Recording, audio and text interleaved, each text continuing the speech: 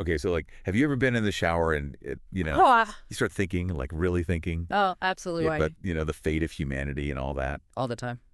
Well, that's what we're diving into today. Some of your big shower thoughts. Hmm. And let me tell you, we're talking AI taking over, living in a simulation, even like fourth dimensional beings. It's going to be a wild ride. Well, I have to say, I'm really intrigued by the stuff you sent over. These might seem like far out ideas, but they touch on some really deep questions like what is consciousness? What is reality, even?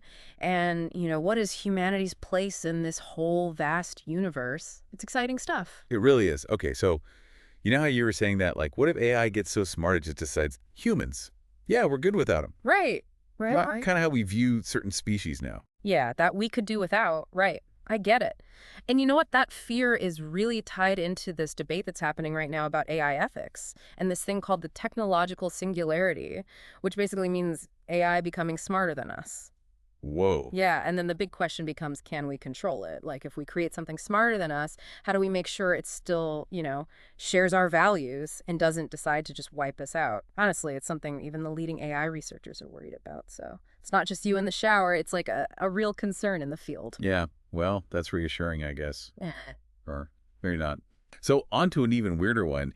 You mentioned this idea of like, what if our senses are just like feeding us information?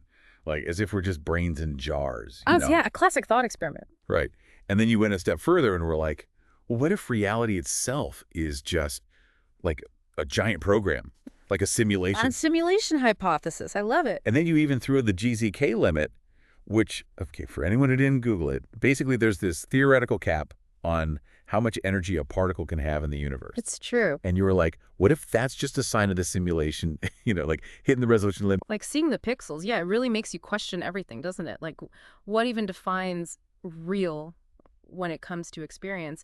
And the crazy thing is, with VR technology getting better and better, it's getting harder and harder to say for sure that we're not in a simulation, which is a bit freaky when you think about it. It's actually a pretty big topic in philosophy.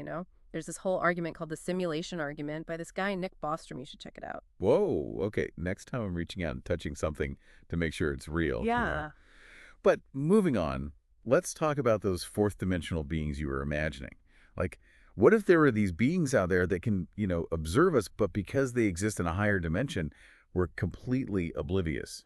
It's like in that book, what's it called? Flatland, where they explore this idea of a two-dimensional world and how a 3D being would be totally incomprehensible to them. Right. So, I mean, it sounds crazy, but, there are actual scientific theories, like string theory, for instance, that suggest that there could be way more dimensions than we can even perceive. Some physicists, they even talk about a multiverse, which is like countless universes all existing at the same time, maybe even with different laws of physics. It's mind-blowing. Okay, officially mind blown over here. All right, last big one.